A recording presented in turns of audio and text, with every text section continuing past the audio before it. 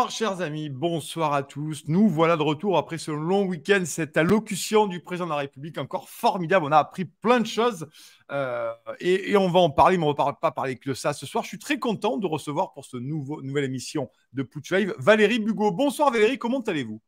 Bonsoir Nicolas, bah écoutez, le mieux possible dans des conditions, disons, fluctuantes pour tout le monde, hein, Je conditions suis Ouais. Je suis bien d'accord avec vous. Et volatiles. d'ailleurs, ouais, oui, et on va en parler parce qu'on en parlait un peu en antenne. Et je vous le disais, il y a rien qui se cache. Et puis, vous le savez, que vous êtes très nombreux à m'avoir demandé, ça fait plusieurs mois, de recevoir Valérie Bugeaud. Donc voilà, elle est là, Valérie Bugeaud. Elle est sur Putsch Live. Je la remercie de sa confiance de venir ici. On va en parler, on va parler de tous ces sujets. On va parler de la France, mais vous avez raison de dire qu'aussi, tout ça s'inscrit dans un contexte global, globaliste, et qu'il faut savoir un peu décrypter ça. Et je vous ai invité, comme probablement beaucoup de mes confrères et mes consoeurs dans la presse alternative et indépendante, vous invite aussi pour nous donner une grille de lecture, pour qu'on comprenne mieux de quoi est fait finalement cet effondrement français, mais plus largement. Valérie, je vous présente parce qu'il y a des gens qui ne vous connaissent pas encore. Vous êtes docteur en droit, vous avez été avocat fiscaliste, analyste surtout en géopolitique, juridique et économique, à la tête du projet Révolu Droit. Et vous avez plusieurs livres à votre actif, notamment le tome 1, Les raisons cachées du désordre mondial, qui est sorti, c'est Schistgest en 2019, pardon, et le tome 2 en 2021. Et il y a aussi du nouvel esprit des lois et de la monnaie. Toujours, c'est Schistgest. Voilà, c'est une grosse bibliographie que vous avez là. Valérie, on va commencer immédiatement. Vous étiez chez mon ami et consoeur Élise Blech, chez nos amis de TV Liberté. Vous disiez quelque chose d'assez intéressant, qui m'intéresse, bien entendu. Après, on va élargir. La République française n'existe pas. L'État français n'existe pas. La France est victime du globalisme financier. Voilà, le cadre est posé. Donc, la France n'existe plus en tant qu'État, en fait. Hein, c'est ça. Oui, c'est exactement ça. Alors, déjà, si vous me permettez, Oui, je voudrais ajouter deux livres que j'ai écrits, un qui oui. s'appelle La nouvelle entreprise et qui est le détail de l'entreprise en participation qui pourrait changer beaucoup la donne sur le terrain Mhm. économique. Et puis, un autre livre qui est une sorte de synthèse politique de ma pensée et qui s'appelle Demain dès l'aube, le renouveau. Voilà, donc en tout, cinq ouvrages qui sont sortis à partir de Ouais. 2017. Oui, donc il y Voilà. a toute votre réflexion à partir. Donc, sur cette question-là, l'État français Alors, n'existe plus, la oui, République non plus. l'État français, en fait, il faut bien comprendre que, il n'est plus politique. Mm. Il y a une structure de pouvoir qui existe indiscutablement, comme on peut tous la subir. Néanmoins, cette structure de pouvoir ne peut pas être qualifiée d'État au sens politique du terme parce que les acteurs en place sont des marionnettes qui ne prennent pas des décisions de façon autonome, mais qui relaient les décisions prises par le pouvoir économique qui est caché en raison en particulier de Mm. l'anonymat des capitaux. Mais ce pouvoir économique, il est caché, mais réel. Et c'est lui qui a la capacité décisionnaire, lui appartient intégralement. Donc c'est en ça que je dis qu'il n'y a pas d'État, parce Ouais. qu'on ne parle Mm. d'État qu'au sens politique du terme. Or Mm. là, nous vivons sur une imposture, un État qui n'en est pas un, mais qui fonctionne avec les attributs d'un État, c'est-à-dire en particulier la force publique. Mais Mm. simplement, cette force publique a été dévoyée, elle a été captée et détournée au profit d'intérêts particuliers et non pas au profit de l'intérêt général que représente et qui est chargé de défendre un État. Voilà. Mm. Oui, et vous le dites notamment, là, le monde a été privatisé au profit d'une petite caste. Et vous parlez bien sûr de groupes financiers. Là derrière, finalement, vous dites qu'il n'y a pas tellement de monde derrière. Les gens sont très puissants, mais ils ne sont pas si nombreux que ça, finalement. Ils sont sous des apanages ou des paravents. Vous appelez ça des paravents, mais finalement, ils ne sont pas tellement nombreux, selon vous, Valérie. Alors, déjà, je voudrais préciser que Ouais. qu'est-ce qui est quels sont les marqueurs indiscutables du fait que nous ne sommes pas un État politique? C'est Mhm. premièrement l'existence d'un parlementarisme dit Mhm. représentatif, fondé sur des partis politiques, et deuxièmement, l'existence d'une banque centrale indépendante. Quand vous êtes en présence de ces deux phénomènes, agrémentés d'une pseudo-séparation des pouvoirs qui n'a jamais existé, et qui n'existe pas pour la raison suivante. Premièrement, le pouvoir exécutif est une émanation du pouvoir législatif, puisque ce sont les vainqueurs aux élections législatives qui envoient des représentants au pouvoir exécutif, et d'autre part, ce qu'on appelle le pouvoir judiciaire, qui est en réalité une autorité judiciaire, fait partie intégrante elle-même du pouvoir exécutif. Donc, dans ces conditions, de façon absolument structurelle, on ne peut pas parler de séparation des pouvoirs. Ouais. Là encore, on est en pleine imposture. Donc Mm. ça, c'est les raisons fondamentales, les raisons institutionnelles et les raisons structurelles, intangibles, qui font que nous ne sommes pas dans un État au sens politique du terme. Alors ensuite, vous abordez le sujet des véritables décisionnaires qui ont capté la dimension politique de la structure en place. Eh bien, effectivement, elles sont régies par l'anonymat des capitaux. Cet anonymat s'est répandu comme la peste. Ouais. Était déjà, il existe, il a plusieurs formes cet anonymat, mais en particulier la forme la plus évidente aujourd'hui, c'est celle représentée par les trusts anonymes et qui permet une circulation massive transfrontalière des capitaux via les paradis artificiels, les paradis fiscaux. Donc, cet anonymat des capitaux permet de répondre en partie à votre réponse par voie de déduction, puisque, Ouais. effectivement, comme ils sont anonymes, on ne sait pas exactement, on a beaucoup de mal à savoir qui précisément se cache derrière ces instances décisionnaires, qui a vraiment le pouvoir décisionnaire. Néanmoins, on a un indice, à partir du moment où les gens se cachent, on se doute bien qu'ils sont bien concentrés. Oui, oui. D'autre part, il y a quand même, quand on reprend le fil de l'histoire économique depuis le 19e siècle et depuis même la fin du 18e siècle, depuis la Révolution française, eh bien, on se rend compte qu'il y a quand même des noms qui reviennent de façon récurrente et pas seulement, évidemment, en France, puisque on parle là de capacités financières transnationales. Donc, ce sont des capitaux qui sont globalisés, qui sont concentrés, qui sont chez eux dans tous les paradis fiscaux de la planète et qui ont capté le pouvoir politique dans les structures étatiques que j'ai décrites tout à l'heure, via le parlementarisme représentatif en finançant les partis politiques et via la Banque centrale indépendante. Est-ce que je suis assez claire?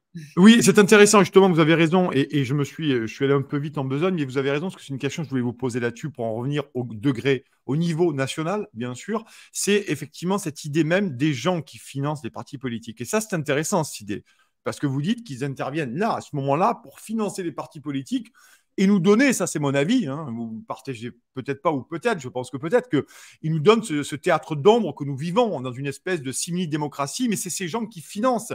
Et ça, c'est intéressant. Quand on voit qu'Emmanuel Macron, quand on voit sa première campagne, le pourcentage des financements qu'il a eu, beaucoup viennent de capital étrangère. D'ailleurs, ça a été la commission des comptes de campagne avait d'ailleurs rapidement passé sur ce dossier, me semble-t-il. Donc, c'est le cœur du problème aussi, Valérie, pour notre démocratie aussi. Bah, écoutez, c'est une conséquence de ce que j'explique tout à l'heure. J'explique depuis tout à l'heure. C'est-à-dire qu'à partir du moment où on n'a pas un État au sens politique du terme, tout est inféodé au pouvoir économique. On ne va pas attendre de cette structure politique qu'elle contrecarre la tendance hégémonique des capitaux, enfin de ceux qui se cachent derrière les capitaux. Donc, il est évident que ce que les gens ne veulent pas comprendre, c'est que c'est structurel, en fait. C'est pas une question de personne ou de personnalité, c'est vraiment le fonctionnement intime de nos institutions qui sont tournées autour de la captation de l'intérêt, des intérêts politiques par l'intérêt bien particulier, catégoriel des grands détenteurs de capitaux. Et tout le monde sait que derrière les grands détenteurs de capitaux se cache évidemment le pouvoir bancaire parce que sans assise bancaire, aucune structure économique ne peut se développer. Donc, voilà, c'est très important de bien comprendre ça. Je crois que j'ai perdu en route une de votre dernière remarque, peut-être. Non, non, c'est intéressant parce que je réfléchis à ça et là vous abordez, on va aborder. J'aimerais avoir votre avis là-dessus. On a compris ça et c'est extrêmement intéressant. On l'a vu d'ailleurs avec Macron, mais pas qu'avec Macron pour le coup.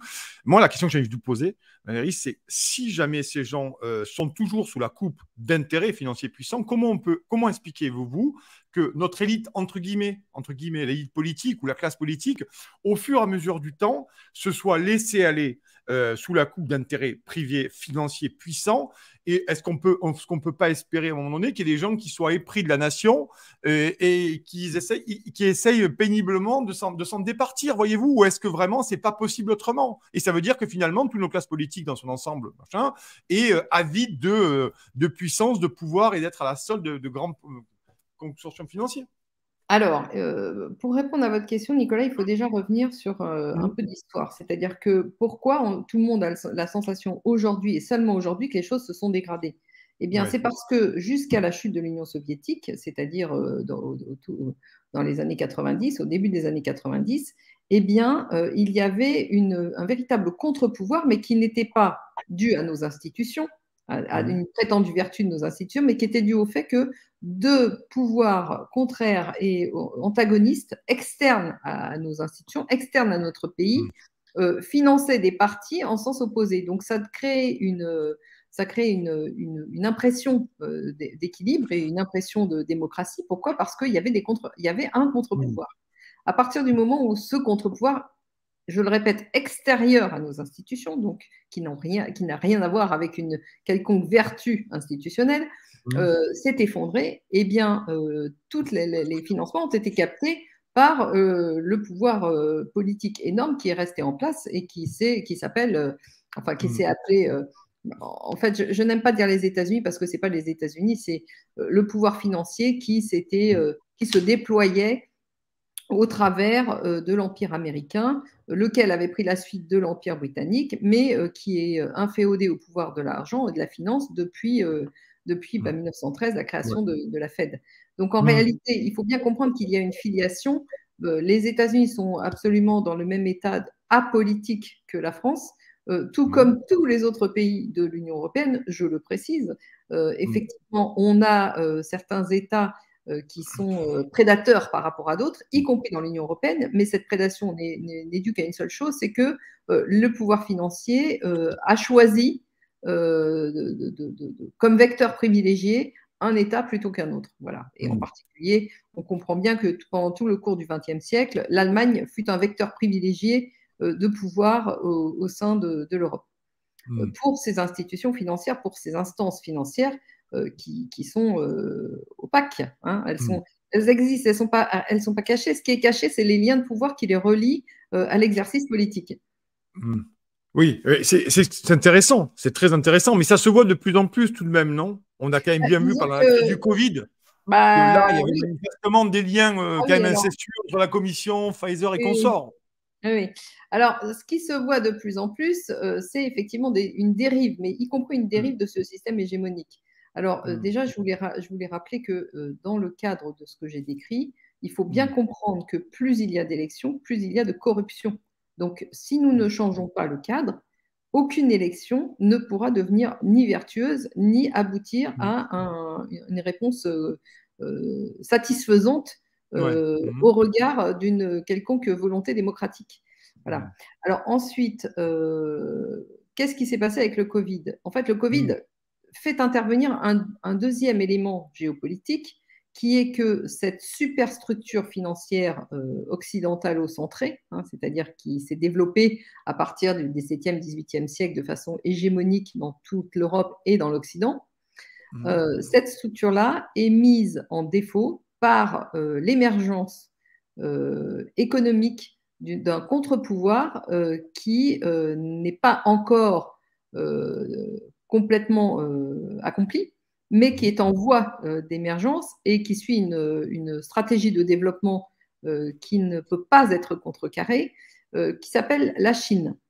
La Chine, suivie par la Russie et par tout un tas de pays qui ont subi les séquelles de l'hégémonie financière occidentalo-centrée.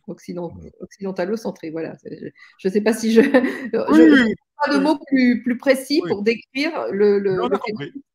Donc, étant donné que ces hégémonistes que nous connaissons depuis toujours chez nous se sentent en danger, et en particulier en danger de perdre le contrôle global qu'ils exerçaient sur la planète via le contrôle du système économique global, que je décris dans mon livre, et en particulier dans le premier livre des raisons cachées du désordre mondial, eh bien, leur stratégie de développement d'un gouvernement mondial a été mise en défaut parce qu'ils ont dû faire face à un bloc qui se dresse et qui ne compte pas suivre aveuglément le projet anticipé et que ces gens-là voulaient développer. Donc, pour résumer, nous assistons à un conflit géopolitique radical entre l'Asie émergente via les routes de la soie, parce que là, on parle bien du projet de route de la soie, c'est ça qui est derrière, et l'indépendance monétaire non seulement de la Chine, mais de tous les États partis au projet des nouvelles routes de la soie, c'est-à-dire de tous les États contractants avec la Chine émergente. Et dans ce cadre-là, le rapport de force est en train de se durcir, de se cristalliser. Et dans le cadre des guerres, vous savez bien, Nicolas, que la première victime, d'abord, c'est la vérité. Et puis, deuxièmement, les pouvoirs en place tendent, disons, resserrent leurs liens de contrôle de leur population de façon à être sûr qu'elle reste bien en ordre et qu'elle ne fasse pas flancher de l'intérieur le rapport de force qui s'exprime, enfin qui tente à s'exprimer à l'extérieur. Donc nous assistons à une tendance totalitaire qui se développe dans nos États de ce fait-là. D'autre part, il faut quand même bien préciser que ces grands partisans de l'hégémonie financière ont toujours eu une adoration sans limite pour les pouvoirs totalitaires, puisqu'ils n'ont fait que ça, développer des pouvoirs totalitaires au cours du XXe siècle dans tous les États dans lesquels ils organisaient des coups d'État. Donc, leur affection n'est plus à démontrer, leur affection pour le totalitarisme n'est plus à démontrer. Alors, quand on parle de régime autoritaire en désignant systématiquement le gouvernement chinois comme régime autoritaire, je précise qu'il serait bien de regarder un petit peu ce qui s'est passé historiquement chez nous pour constater que le pouvoir autoritaire a aussi des racines bien, bien implantées dans nos propres rapports de pouvoir intérieurs, internes, d'accord, en Occident collectif dit démocratique, donc qui n'a que l'apparence de la démocratie. Alors, tant que les choses vont bien, ils laissent un peu de marge de manœuvre aux populations, mais dès que le rapport de force extérieur se tend, il est évident que leur tendance totalitaire ressurgissent comme un seul homme. Voilà. Et comment on se peut expliquer, alors rapidement, mais comment on peut expliquer, j'imagine que là, le Covid, la crise du Covid aussi a montré ce qu'on pouvait imposer à des populations, parce qu'on a vécu, nous, en France, des choses, on n'imaginait même pas qu'on puisse accepter ça. Et finalement, sous l'idée même que c'est plus pratique, que c'est pour sauver des vies, que c'est pour ci, que c'est pour mi, on s'est rendu compte, Valérie, et j'imagine que vous avez fait la réflexion aussi, qu'il y a des gens qui se sont totalement laissés aller en disant que moins de liberté, mais plus de sécurité. Et ça fait peur quand même à l'échelle d'une population, ça, et d'une nation. Oui, bah, ils ont utilisé finalement un ressort éternel, qui est le ressort de la peur. Et quoi de mieux pour faire peur aux gens que la peur d'une maladie, puisqu'il n'y a pas d'ennemi. On peut déclarer la guerre comme le président de la France, enfin de la France, vous savez que je l'écris L''A et France attachée, a déclaré la guerre. Mais la guerre contre un virus, c'est bien facile parce que l'ennemi n'est pas facilement appréhensible. Vous voyez, on a du mal à le. Donc, c'est un moyen extrêmement facile de déclarer en réalité la guerre à sa population. Donc, oui, on a vécu une époque totalement dystopique avec ces histoires de pandémies qui n'en sont pas, puisque tout a été trafiqué. Maintenant, je crois que la démonstration a été clairement faite par plein de voix dissidentes qui se sont élevées. Je rends hommage à quelques personnes au passage, en particulier en dernier lieu. Comment il s'appelle, Pierre Chaillot.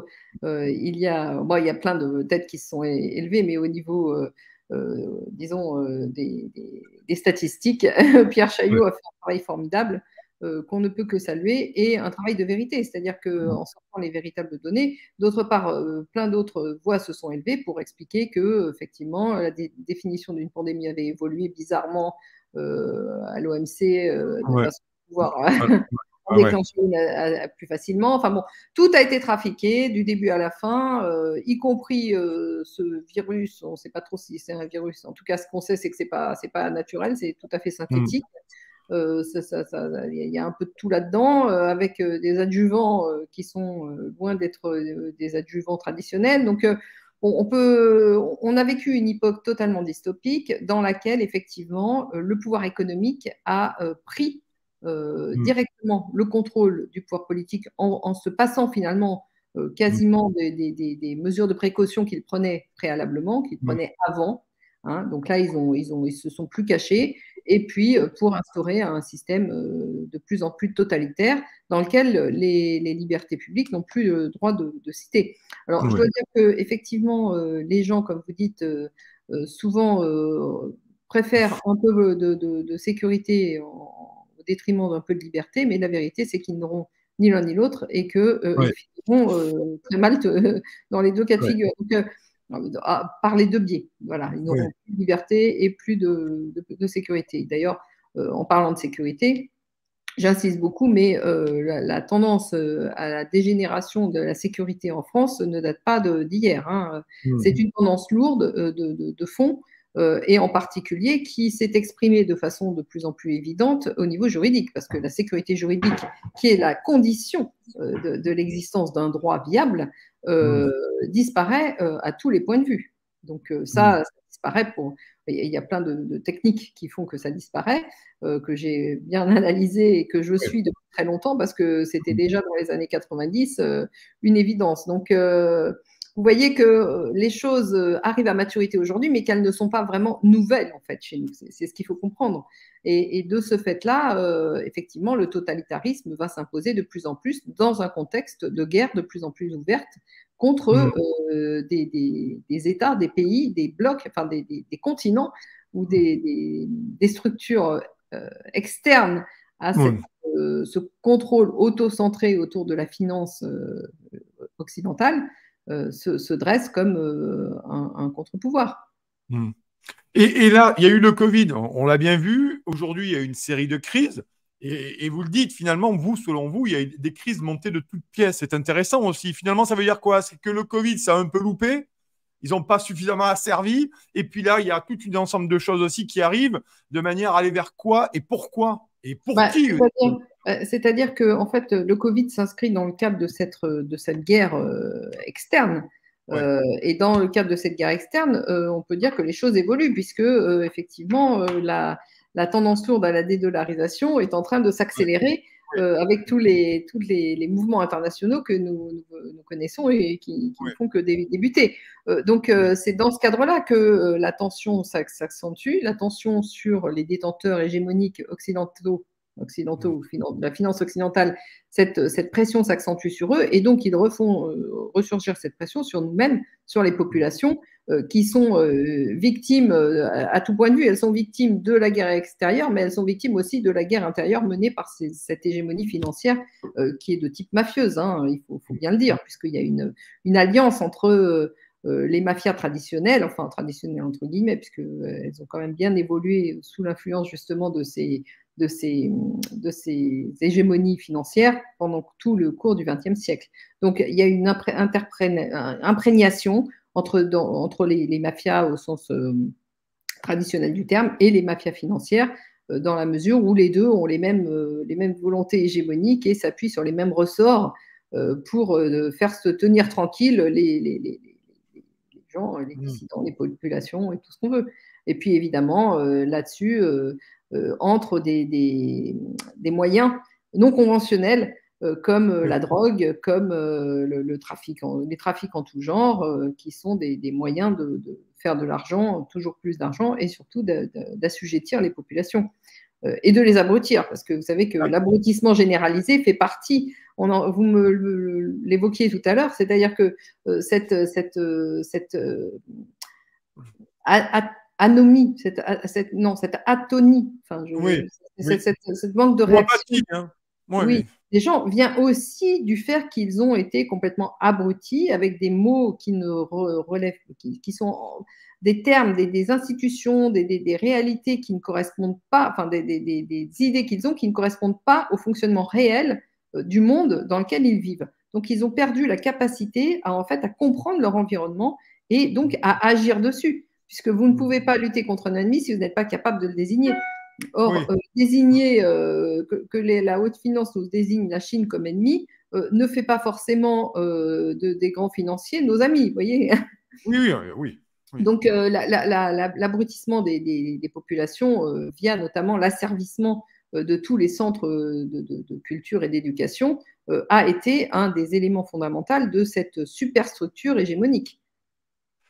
Et ça, c'est intéressant parce que là, vous arrivez dans mon champ de compétences, ou moins mon champ d'intérêt. C'est-à-dire que je partage l'idée avec vous qu'il y a eu un véritable abrutissement généralisé, délibéré, prémédité des populations depuis au moins 30 ans, de manière à Oh, arriver à cet état de fait. Alors, vous allez plus loin, vous, que moi, mais moi, je continue à le penser que d'ailleurs, comme Brigelli, comme d'autres, hein, pour le coup. Hein. oui, absolument. Bah, écoutez, Mm, si vous discutez avec des gens mm, plus âgés mm, que vous et que moi, mm, on constate que ces gens qui ont un certain niveau éducatif plus âgé disent avoir été mieux formés que nous. Et tous les profs de l'époque mm, le constatent. mm, Mais c'est pas seulement ça, c'est que même ces gens-là étaient déjà eux-mêmes moins bien formés que leurs parents. Donc en mm, réalité, c'est pendant à partir de tout le XXe siècle, hein, et même déjà depuis le XIXe siècle, mais à partir du XXe siècle, et en particulier après la Seconde Guerre mondiale, je mm, dirais que dans nos pays, le niveau culturel s'est effondré, et il s'est effondré des coups de boutoir liés à la nécessité pour les gens mm, dominants, les hégémonies, de continuer à perdurer, c'est-à-dire que de rester dans l'ombre et de ne pas être dévoilé. Donc, à mm. partir du moment où vous avez des gens bien formés, intelligents et capables de réflexion autonome, Mm. ils deviennent dangereux Ben pour oui. un maître. Donc, il est Mm, évident que le processus de domination implique un travestissement des pensées, implique mm, une mise en mm. sourdine de la Ouais. capacité des individus à réagir de façon libre, autonome et comment dirais-je, Mm, construite. ouais. Donc la Ouais. déconstruction de l'histoire, de tous les apports historiques de l'humanité, hein, parce qu'il y a aussi la culture là-dedans a son rôle et qui n'est pas négligeable du tout. Mm, Toute cette dépréciation de tout ce qui fait la construction intellectuelle et la construction d'une civilisation ont été scientifiquement démembrés, enfin mm, délabrés.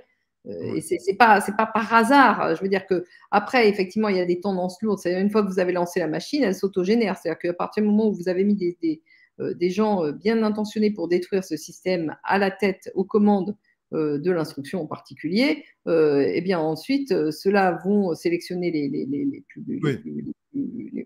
les moins bien formés, qui eux-mêmes vont sélectionner les moins bien formés. Donc, il est évident que toute personnalité qui sortirait du rang serait perçue comme un danger. Et c'est ce qui se passe. C'est comme ça que Mm, toutes les structures étatiques anciennes de mm, la France ont elles-mêmes été mises à bas. C'est-à-dire que tout le personnel administratif a été remplacé par des gens qui étaient au départ mal intentionnés et ensuite ignorants.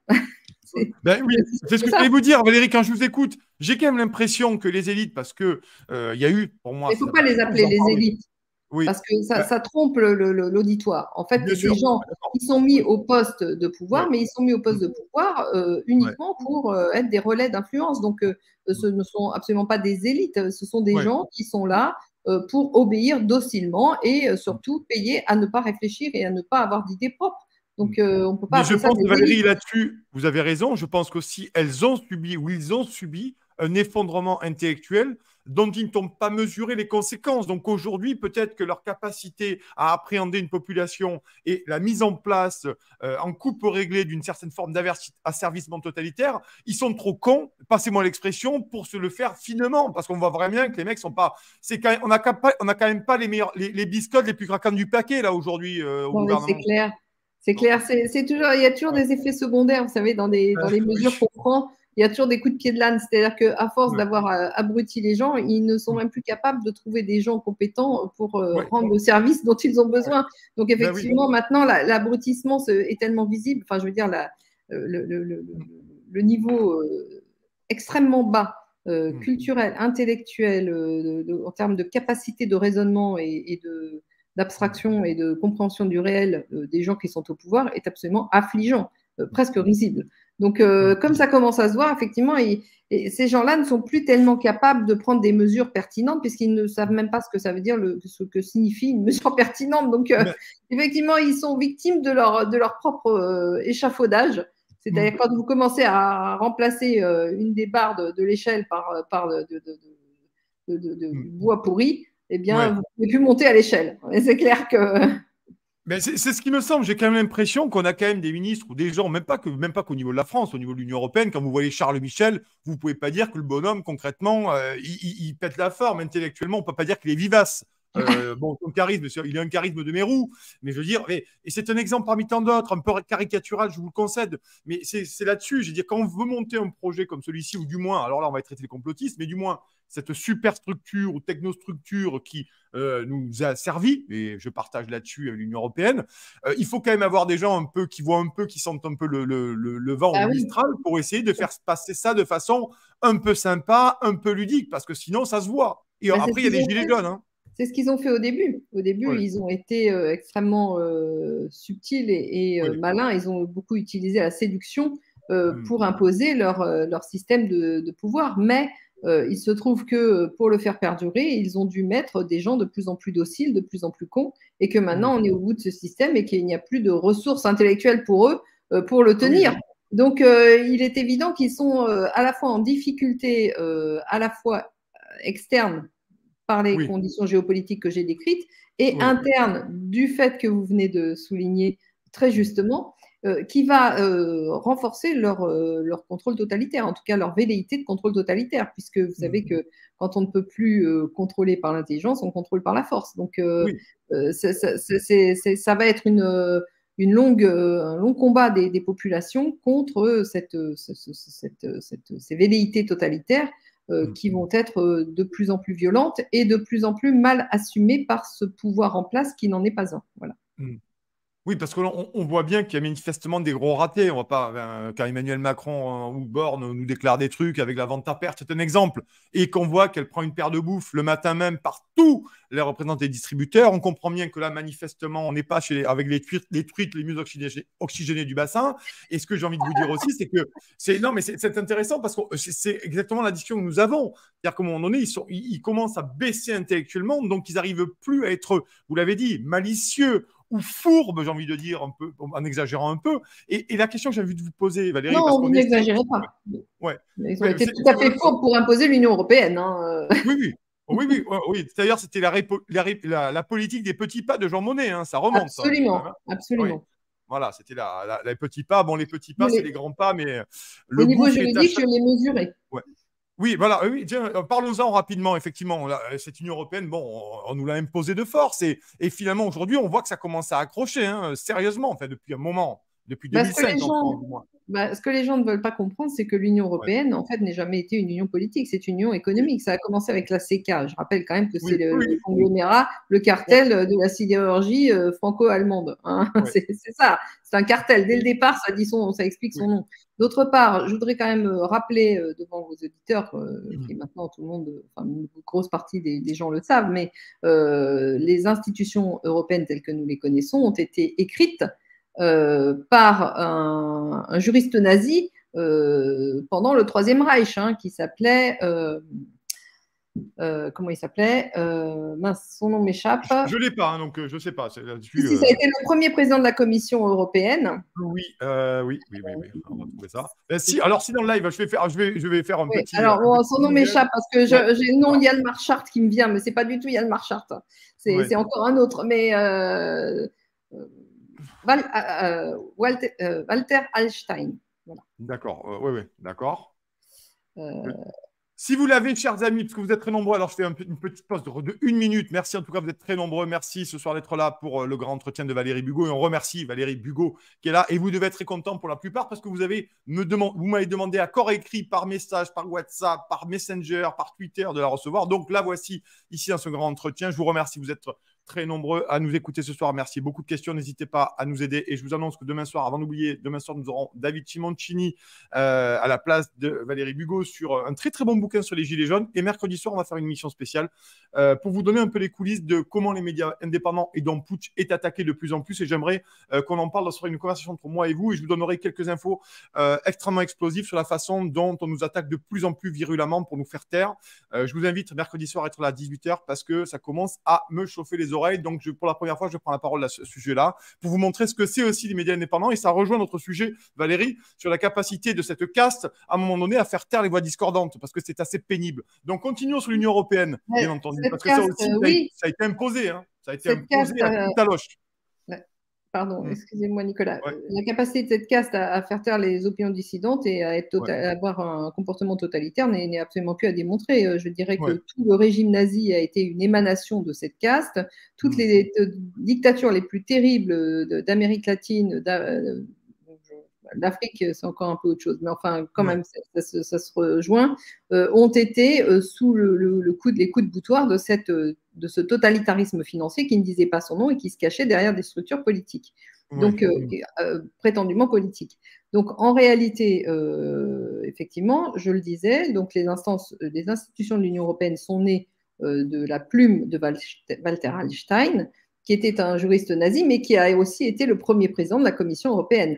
De la même façon que nous retrouvons d'éminents nazis dans les structures de l'OTAN au départ, dans toutes tout ce qui émaille les institutions que nous connaissons aujourd'hui, elles ont toutes plus ou moins démarré avec des imprégnations nazies qui pourraient nous laisser dire que finalement les nazis n'ont pas perdu la guerre. Ils l'ont perdu en apparence, mais ils se sont reconvertis et ils ont changé de forme.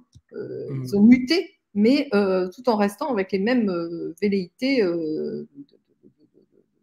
d'hégémonie, de totalitarisme et y compris avec des côtés plus ou moins torsionnaires, plus ou moins ouvertement affichés torsionnaires. Donc, c'est le serpent de mer contre lequel nous devons vraiment lutter si nous voulons nous émanciper.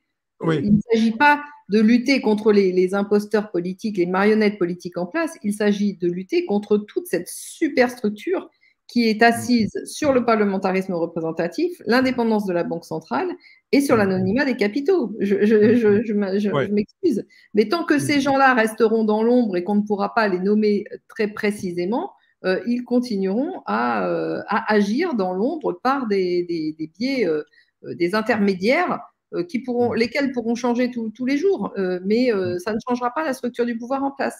Donc, oui, mais vous savez que les défenseurs de ça, notamment dans la classe médiatique, on le sait, bien entendu, dans la caste médiatique, quand vous parlez de Vanguard, quand vous parlez de BlackRock, quand vous parlez de ces gens-là, vous êtes de suite un complotiste. Immédiatement, vous traitez de complotiste. Donc, non, mais là, j'invite vos auditeurs et tous les gens qui nous écoutent à aller s'enseigner sur BlackRock et Vanguard.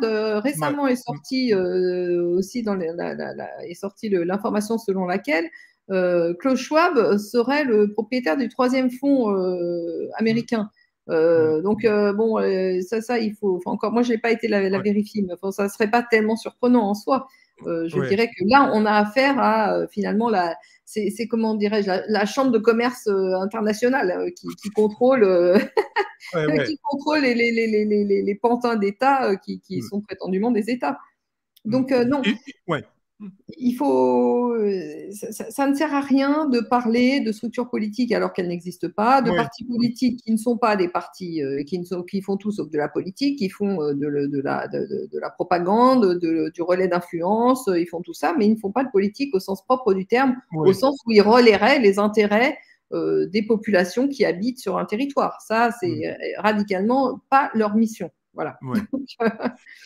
Mais c'est intéressant et c'est à la fois effrayant et on partage la même analyse dessus. La question que j'ai juste posée, c'est est-ce qu'à un moment donné, c'est une question, d'ailleurs, vous avez écrit un livre là-dessus, en grande partie, c'est comment on passe, Valérie, du peuple civil au peuple politique. Comment, à un moment donné, on éveille les gens de manière à ce qu'ils deviennent des citoyens et est-ce que ça sera suffisant? Parce que c'est la question que je vous pose.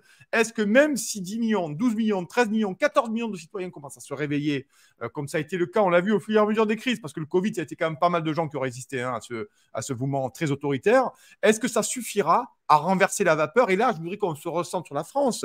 Est-ce que ça servira à faire opposition, faire corps, faire barrage à cette gouvernance mondiale? Parce que c'est ça dont on parle aujourd'hui concrètement. Hein. Bah, Nicolas, j'ai envie de vous dire, de vous répondre, ça dépendra quel chemin prendront les éveillés.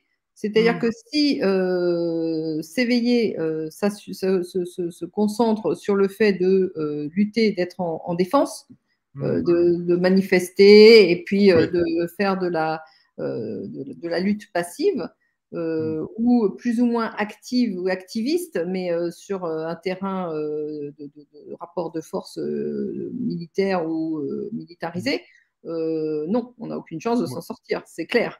La Ouais. seule chance que nous aurions de pouvoir réémerger en tant qu'entité politique serait de refaire politique, c'est-à-dire de réinstaurer un système d'institutions dans lequel toutes les tendances lourdes qui sont générées, qui existent, tous les intérêts qui traversent une société déterminée, une société au sens politique du terme, dans le cadre donc de frontières, Oui.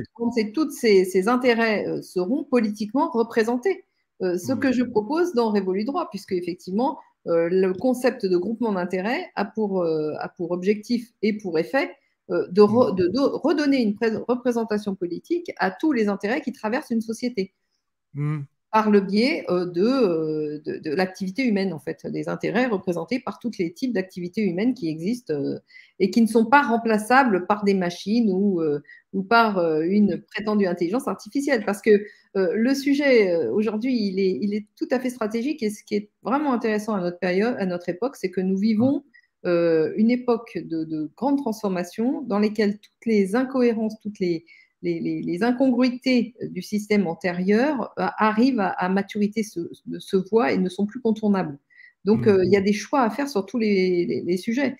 Et je dirais que les énormes développements technologiques auxquels nous sommes confrontés, que certains s'obstinent à appeler quatrième révolution industrielle, en réalité ne sont pas une révolution industrielle de plus, parce qu'elles ne s'inscrivent pas dans le cadre matérialiste. Elles sont un changement d'air. Nous sommes en train de passer de l'ère industrielle, qui est ultra matérialiste, à l'ère de la communication, qui est beaucoup plus, qui rebat les cartes, et en particulier qui rebat les cartes de l'hégémonie et de la capacité à tenir un pouvoir quelconque. Donc, nous sommes vraiment à une période qui est une période charnière, une période qui va nous mettre tous au défi de donner le meilleur de nous-mêmes. C'est-à-dire que les gens devront abandonner toutes les mauvaises habitudes qu'ils ont prises en termes d'irresponsabilité, d'hubris, mais qui étaient dues aussi à un système. À partir du moment où vous mettez en place des gens qui ont tous les pouvoirs, enfin, vous faites monter des gens qui ont du pouvoir mais qui n'ont jamais aucune responsabilité pour la bonne raison qu'en réalité ils n'ont pas de pouvoir, ils ne font que relayer le pouvoir d'autrui, hein, comme je l'ai expliqué. C'est pas par hasard que les politiques sont irresponsables. C'est parce qu'en réalité, ils ne sont pas politiques. Le pouvoir va toujours avec la responsabilité. Et quand vous n'auriez pas de candidat, si les pouvoirs cachés mettaient une pleine responsabilité sur les pantins qu'ils mettent en place, aucun pantin ne se proposerait pour aller au pouvoir. Donc, cet hubris, il est nécessaire à l'hégémonie. Il faut bien le comprendre. Et donc, à partir du moment où vous rétablissez la relation intime qui existe entre pouvoir et responsabilité, à partir du moment où vous réinvestissez la responsabilité et la capacité autonome des gens à agir sur leur propre vie, dans ces cas-là, tout rentrera spontanément dans l'ordre, mais spontanément avec un peu de temps, parce qu'effectivement, on ne change pas les mauvaises habitudes du jour au lendemain quand même. Mais parce qu'elles, elles sont vraiment enquistées. Mais je dirais que la tendance naturelle sera au changement. Vous comprenez? Donc, tout finalement, par quelques chemins que l'on prenne le problème, nous arrivons à la question institutionnelle, à la question juridique de la responsabilité, de la disparition de l'anonymat, parce que vous avez bien remarqué, vous en parliez à propos des Ouais. médias, ces gens au pouvoir veulent toujours supprimer plus d'anonymat Oui, sur les oui. médias et les réseaux, Mais mais pas sans pour eux, quoi. me parler d'anonymat des capitaux, voyons. Ben Donc, oui, c'est oui, toujours oui. un anonymat, une lutte contre l'anonymat à double détente et surtout Ouais. à deux faces. Hein. Ouais. Et puis il y en a qui oublient de déclarer des trucs à la haute autorité de transparence de la vie publique. Parfois, ils oublient. Un peu de phobie administrative ne fait pas de mal. Hein. Certains oublient, malheureusement. Mais Valérie, c'est intéressant ce que vous dites là, mais c'est que quand je vous écoute, si je suis vos raisonnements et ce que j'ai lu de vous et ce que j'ai entendu finalement, c'est que vous êtes pour une refondation politique totale. Ah bah oui, bah, Véritablement. en fait, On non, je repense suis pour une, totalement le système, quoi. Véritablement. je suis pour réapprendre ce qu'est Mm. la politique. En fait, pour Mm. redonner du sens au terme. Refondation politique, c'est même pas vraiment le bon terme, puisqu'il n'y a pas de Ouais. politique actuellement, si vous avez D'accord. bien suivi ce que je dis. En fait, Oui. je suis pour réhabiliter le sens profond des mots et les institutions qui vont avec. Mm. Et comment ça pourrait se faire? Bon, j'imagine que vous avez beaucoup réfléchi dessus, vous êtes dessus, mais là, concrètement, pour les gens Ouais. qui nous écoutent, quand Ah ils se disent, ben, bah, alors, pour les gens qui nous écoutent, déjà, je ouais, les invite à aller voir, parcourir le site révoludroit.fr ouais, mm, et puis à s'intéresser aussi de près aux droits naturels et à la participation, parce que tout ce contrôle du système économique global a été fait par le biais de ce système d'accaparement et de prédation qu'on appelle le ouais, capitalisme, à mauvais escient, parce que, je le répète, le capitalisme aurait pu prendre une autre forme, mais il a pris évidemment la forme voulue par ceux qui avaient le contrôle à l'époque des grandes découvertes, c'est-à-dire les financiers. Donc, il a forcément pris cette forme hégémonique et donc prédatrice. Donc, si vous retournez, si vous changez les règles du jeu économique et que vous instaurez la participation, le mm, principe de la participation, pas ce qu'on appelle participation aujourd'hui, qui est une miette de bénéfices donnés à des salariés ou à des gens qui travaillent dans une entreprise sans être l'actionnaire majoritaire. Mais ouais, le principe de la participation, c'est pas ça. Le principe de la participation, c'est rétablir l'équilibre entre les apporteurs de capitaux et les apporteurs de travail. C'est-à-dire que ceux qui ouais, apportent leur force de travail ont autant de pouvoir décisionnaire sur l'entreprise que les autres. Ce qui mettrait un terme relativement radical à la prédation économique. Parce que vous mm, comprenez bien que si vous êtes salarié dans une pépite notamment stratégique, de techniques stratégiques françaises, et que les mm, Américains veulent vous mettre la main dessus, ils ouais, peuvent corrompre l'actionnaire majoritaire, mais il sera difficile d'imposer cette prédation aux gens qui travaillent dans l'entreprise et qui auront pour échéance devoir la quitter parce qu'ils auront été absorbés par plus gros qu'eux. Donc, ouais, c'est ce changement de système de l'entreprise est en réalité un changement de paradigme économique. mm, ouais, Et mm, Révolu droit s'inscrit définitivement dans le changement de paradigme. Et le changement de paradigme, il est notamment économique, mais il est aussi juridique, il est aussi politique, il est aussi institutionnel, il est en fait sur tous les plans à la fois, puisque une fois de plus, nous arrivons aujourd'hui à une époque tout à fait extraordinaire dans l'histoire, le cours de l'humanité, qui n'arrive peut-être que tous les 1000 ans ou tous les plus de 500 ans, dans laquelle il faut réhabiliter en fait tout ce que nous avons remettre, se remettre à réfléchir sur tous les principes qui nous ont été inculqués, sur tout ce qu'on a ouais, cru savoir, et reprendre le cours de l'histoire en repartant des bifurcations qui n'ont pas marché.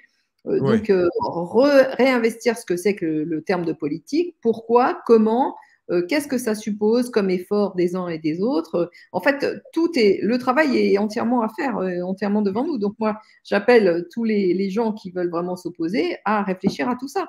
Il ne s'agit mm, pas d'aller simplement manifester, c'est bien, mais ça a des limites qui sont très, très, très rapides finalement. Il faut aussi penser à reconstruire. Pour l'instant, on est dans une époque où les gens sont de plus en plus attaqués, de plus en plus violemment attaqués, et donc sur la défensive, et donc prêt à tout, mais dans une objectif de destruction. mm, On ne ouais, s'en sortira jamais si nous ne sortons pas de cette impasse de destruction. mm, Détruire, ça n'a pas de sens en soi. ouais, Le vrai sens de l'histoire et le vrai sens de la vie, c'est de construire. Et construire, ça demande des efforts. Maintenant, les gens, la plupart du temps, ont oublié, ne savent même plus ce que c'est que faire un effort parce qu'ils travaillent de façon mécanique. Eux-mêmes se prennent pour des robots, finalement. Ils sont victimes d'eux-mêmes. Ouais. À partir du moment où ils réinvestiront leur propre activité, qu'est-ce qui est bon pour eux, qu'est-ce qui ne l'est pas, qu'est-ce qui doit être changé, qu'est-ce qui ne doit pas l'être, et ça commence par ces questionnements personnels, eh bien, l'avenir nous appartiendra. Non, mais c'est intéressant, effectivement, de donner aussi des pistes. Et d'ailleurs, on vous a mis dans le lien du live, bien sûr, sur YouTube, le site de Révolu Droit. Vous pouvez y aller, bien entendu. Vous allez voir, il est très, très bien fait. Je vous invite à y aller pour voir, parce que c'est aussi ça, nos interviews. C'est des manières à pouvoir, après, ouvrir des portes et aller piocher à droite à gauche ce qui peut être fait là-dessus. Donc, finalement, la question que je vais vous poser encore, parce qu'on arrive pratiquement, j'avais dit 45 minutes, on est à 50. Vous avez encore 10 minutes, Valérie, devant vous? C'est bon? Oui. Bon, C'est bon, super, on va Nicolas. rester avec Valérie Bugeaud. Merci beaucoup. N'hésitez pas à mettre des pouces énormément sur cette émission. N'hésitez pas à partager sur YouTube, notamment sur Twitter et sur tous les réseaux sur lesquels vous nous regardez. N'hésitez pas non plus à nous faire des dons, franchement, ou vous abonner à Putsch Media sur le site d'actualité parce qu'on en a besoin. Je répète, mercredi soir, 18h. Venez parce que je ferai un one-man show, mais pas un one-man show. Je vous donnerai pas mal d'informations sur Putsch et notamment sur la censure qui nous frappe de plus en plus fort. C'est la première fois que je vais le faire, donc je vous invite à n'hésitez pas à partager cette information. Allez, on continue avec Valérie Bugeaud. Je vous remercie d'être là. La question que j'ai envie de vous poser, c'est que je suis ce que vous dites, je comprends ce que vous dites et je trouve que c'est intéressant. C'est pour ça aussi que vous êtes là. Mais comment vous pensez, vous, aller chercher ces citoyens aujourd'hui ou ces Français, ces Françaises, finalement, qui se moquent de la politique, pour c'est un hobby, c'est une espèce de passion. Enfin, ça l'est de moins en moins parce que la politique économique aujourd'hui, les frappe de plein fouet. Mais il y a quand même des gens qui pensent que la politique, c'est très loin, ça ne les touche pas et que ce n'est pas pour eux. Parce que c'est ça le vrai défi aujourd'hui. Bah, écoutez, Nicolas, moi, je vais vous répondre de façon très, très honnête. On ne peut pas forcer à boire un âne qui n'a pas soif. Pour l'instant, les gens sont dans une fureur destructrice. On ne peut pas changer ça. Moi, je ne cherche pas à convaincre ceux qui ne veulent pas être convaincus. Je dis simplement, quand vous aurez repris vos esprits, que vous aurez fait le tour des limites de votre combat de destruction, eh bien, vous vous remettrez à réfléchir. Et dans ces cas-là, nous, on aura, avec quelques personnes, déjà commencé à bien avancer et à travailler de façon effective, parce que Révolu Droit, il y a beaucoup de gens qui travaillent sur Révolu Droit. Tout est à construire. Donc, c'est pas moi toute seule, Révolu Droit. Révolu Droit appartient aux Français et même au-delà, à tous les francophones et à toutes les hommes et les femmes de bonne volonté qui veulent reconsidérer leur avenir au sein du groupe. Donc, c'est pas, le sujet n'est pas d'aller chercher les gens. Le sujet, c'est que quand les gens seront prêts, ils viendront. Vous comprenez? On n'a pas jamais pu forcer un âne à boire, un âne qui n'a pas pu boire. Or, aujourd'hui, je vous dis, on est dans un conditionnement de fureur destructrice. On ne peut que le constater. Et du reste, cette fureur destructrice s'explique très bien par, effectivement, la violence, la violence collective qui s'impose du fait de le fait que la mafia est au pouvoir finalement. Hein. Je n'ai pas peur de le dire. Parce que derrière les pantins politiques, c'est effectivement cette mafia financière agglomérée à la mafia demain. Hein. Donc, pour reprendre les termes et enfin toutes les explications qu'a donné Annie Lacroix sur le début, en particulier la première moitié du XXe siècle en France, on a affaire aujourd'hui à l'équivalent de la synarchie et de la cagoule coalisée, mais au niveau de tout l'Occident collectif. Donc, ce qui était franco-français avec la synarchie et la cagoule, c'est déplacé au niveau international et en particulier occidental avec le Bilderberg et puis alliés aux hommes de main qui se sont volontiers trouvés dans toutes les mafias dispensées dans nos pays. Rappelez-vous le Bilderberg, c'est intéressant. Je répète, par le trafic de drogue, le trafic d'armes, le trafic d'êtres humains, enfin bon, toutes ces saletés qui sont en cours de détruire complètement la civilisation. Et le Bilderberg, vous en parlez justement, c'est marrant parce que quand j'ai suivi les Gilets jaunes dès le premier jour ou le jour 2, je me souviens que sur les plateaux télé, les terroristes de plateau, hein, dans leur salon bien ouaté, criaient au complotisme quand un gilet jaune venait sur le plateau ou les plateaux, alors qu'ils étaient encore invités. C'est plus le cas aujourd'hui, mais bon, peu importe. On passera sur le traitement absolument dégueulasse qu'ils ont subi. Mais dès qu'un gilet jaune parlait de Bilderberg, c'était du complotisme. Alors qu'à Gabriel Attal, au mois d'août, est allé notamment au Portugal à la réunion du Bilderberg. Enfin, oui, vous savez, c'est d'avance, on peut crier au complot, mais on peut aussi crier au complot des deux côtés. C'est-à-dire que les complotistes ne sont pas les comploteurs. Ouais. Par exemple, enfin, le Bilderberg, Davos, tout ça, c'est un peu la même engeance, hein. Oui, Et oui, oui, vous oui. avez quand même la force publique d'un pays neutre, hautement proclamé comme étant démocratique, Mm. qui est la Suisse, qui met quand même toutes ses forces de l'ordre au service Ouais. d'une instance De Davos. privée qui est le Forum économique mondial de Davos. Ouais. Donc, Ouais. je dirais que ça devrait faire, rien que ça, devrait faire réfléchir les gens sur la réalité du pouvoir. Ouais. Mm. Et sur la réalité du baratin qu'on apprend, y compris dans les facs de droit, en disant oui, le système fédéral et unitaire, tout ça c'est très différent, patati Mm. patata. Et Ouais. puis nous sommes tous en démocratie, mais eux peut-être un peu plus que nous. Enfin, tout ça Ouais. c'est du baratin, c'est du baratin. Vous avez un système de représentation politique qui prend la forme du parlementarisme représentatif et une banque centrale Mm. indépendante. Et là, vous avez les deux liens qui ligote définitivement la politique qui n'en est plus et Mm. qui empêche la politique de se manifester. Et la démocratie, n'en parlons même pas, puisque Mm. ça manifeste en fait le pouvoir d'une plutocratie.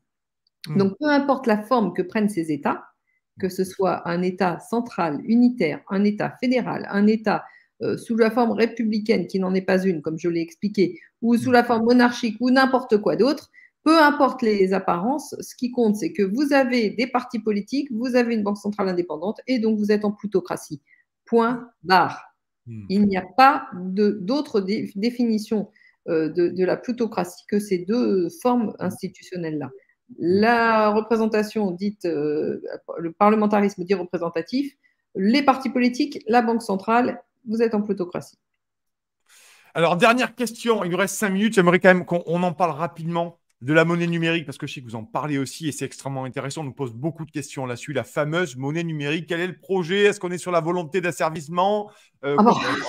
Voilà, vraiment, Comment. non, mais c'est une vraie Ah bah question oui. et j'aimerais que vous puissiez nous donner votre analyse. Bien Il nous reste sûr. 5 minutes, Bah, cher c'est non Valérie. seulement Voilà. la volonté d'asservissement, mais c'est la volonté de paupérisation et une Oui, sérieuse volonté. Vous savez que oui, le dollar, tout ça s'inscrit dans le cadre de l'effondrement du dollar en tant que monnaie mondiale, oui. hein. Mm. C'est-à-dire qu'il est en train de perdre son statut de monnaie mondiale. Dans ce Mm. cadre-là, et pourquoi il le perd? Parce qu'il n'est pas capable, et ça c'était dès le départ, donc Mm. c'était prévu par les banquiers en tout cas. Mm. Dès le départ, une monnaie nationale ne pouvait pas remplir le rôle d'une monnaie mondiale, mais bon, maintenant ça se voit de façon évidente.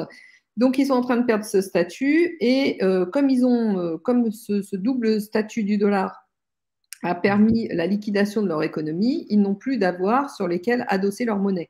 Donc ces Mm. avoirs, comme ils sont en plus en train de perdre leur colonie étrangère au sens extra-Union européenne et Oui. Amérique du Nord, eh Mm. bien, ils vont, figurez-vous, où vont-ils se servir pour aller chercher leurs avoirs, à votre avis, Ouais. Ouais. Nicolas? Eh ben, Ouais. dans leur plus sincère colonie, c'est-à-dire l'Union européenne et sur leur propre Mm. population. Mais comme on est tous de plus en plus appauvris, on est appauvris justement dans l'objectif de transférer nos avoirs à ces gens qui tiennent le pouvoir monétaire. Donc Mm. en réalité, le contrôle de la monnaie numérique va permettre de tenir tranquilles les gens qui seront définitivement spoliés et à qui on va retirer toute liberté publique pour qu'ils n'aient même plus la possibilité de manifester Mm. lors de leur spoliation pour qu'ils soient cantonnés chez eux, tranquilles, sous la peur de virus ou de maladies ou Mm. d'extraterrestres ou de je ne sais quoi encore, sans Ouais. pouvoir manifester que le véritable danger vient de leurs dirigeants Mm. économiques, pas politiques, mais économiques. Donc tout ça, c'est un système qui s'engage, enfin, c'est un engrenage en fait. Ouais. Et donc Mm. la monnaie numérique va être pour eux le meilleur moyen de remettre à plat le niveau monétaire, c'est-à-dire de faire la péréquation entre, de faire l'équilibre, enfin, de rééquilibrer entre les avoirs et les actifs et les passifs. Hein. Donc, dans les pays ultra endettés comme les nôtres, où vont-ils aller trouver les actifs, à votre avis, hein, Ouais. pour compenser les dettes? Bah, je vous laisse Mm. deviner.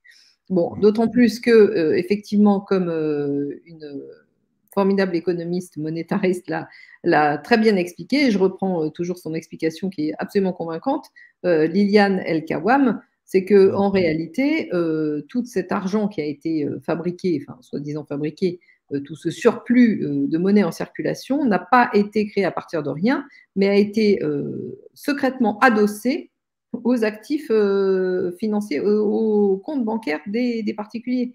Donc, c'est la transaction secrète la botte secrète qui fait que nos comptes sont déjà hypothéqués, en fait, mais à notre insu et au profit de créanciers inconnus de nous. Donc, voilà. Bon, mais La réalité, c'est que cette Mhm. monnaie numérique est indispensable pour rééquilibrer la parité monétaire vis-à-vis des autres États, et d'autre part, pour contrôler les populations qui vont être radicalement appauvries et martyrisées. Donc, c'est sûr que la disparition des libertés publiques va avec cette monnaie numérique, encore plus. Donc, encore plus, parce qu'effectivement, ils agissent sur tous les plans, on l'a vu, force de l'ordre, Oui. dictature sanitaire, totalitarisme politique, et puis totalitarisme monétaire, économique. Enfin bon, ils ont toutes les cordes à leur arc. Voilà. En tout cas, merci beaucoup Valérie Bugot pour ce grand entretien d'1 heure. Alors, je vous invite, si vous voulez prolonger la discussion, surtout, allez acheter les livres de Valérie Bugot. Bien entendu, vous le savez, ils sont très nombreux, il y en a 5 ou 6, il faut quand même aller les chercher. Du nouvel esprit des lois et de la monnaie. Je vais en oublier, Valérie, vous compléterez. Hein. Les raisons cachées du désordre mondial, tome 1 et 2. L'un est sorti en 2019 et l'autre en 2021. C'est aux éditions Sigest. Et d'autres aussi, notamment sur l'entreprise. C'est ça, vous avez fait les La autres nouvelle aussi. entreprise, qui est Voilà, nouvelle entreprise. résultat de mes travaux de thèse, enfin, édulcorés. Voilà. Et bien sûr, allez sur le site Révolu Droit. On vous a mis le lien, on vous le mettra en bas de la vidéo parce que cette vidéo est en direct, vous le savez. N'hésitez pas à aller voir, bien entendu, pour essayer de mieux comprendre ce qui se passe. Moi, je vous remercie, Valérie, d'être venue ce soir, en tout cas, et nous prolongerons cette discussion puisque c'est très intéressant. Et vous êtes docteur en droit, vous êtes avocat fiscaliste, analyste en géopolitique, juridique et économique à la tête du projet, j'en parlais, Révolu Droit. N'hésitez pas. Moi, je vous souhaite une excellente soirée, chers amis. Merci d'avoir été si nombreux à cette émission. Beaucoup, beaucoup, beaucoup de commentaires. On se retrouve demain soir à 18h. 18h avec Marc Simoncini qui a écrit un bouquin sur les Gilets jaunes. Il n'est pas du tout connu. Personne ne l'a invité. Et demain soir, je le reçois. Vous allez voir, il a un discours extrêmement intéressant. Est-ce que les Gilets jaunes sont le premier lobby populaire? Est-ce qu'ils vont revenir? Vous allez voir, Marc Simoncini, il n'a pas la langue dans sa poche. Il parle très bien et il a une pensée structurée. Demain soir, 18h, je termine par là. Mercredi soir, 18h. Je vous donne pas mal d'infos sur ce que est en train de subir Putsch en ce moment. Et vous allez voir, c'est pas triste. Je vous en dis plus mercredi soir à 18h. C'est la première fois que je fais ça, mais là, je pense qu'il est nécessaire que vous ayez conscience aussi de savoir ce que nous vivons, nous, en tant que médias indépendants, dans les coulisses. Et il faut savoir parer les coups, il faut savoir aussi en donner. Et je vous rassure, on va en donner. Voilà. Merci Valérie. Je vous souhaite à tous une bonne soirée. On se voit dès demain, d'ici là, sur Putsch Média. Et comme d'habitude, bye bye, vive la démocratie. Salut, ciao, à demain soir. Salut, bye. Bonsoir.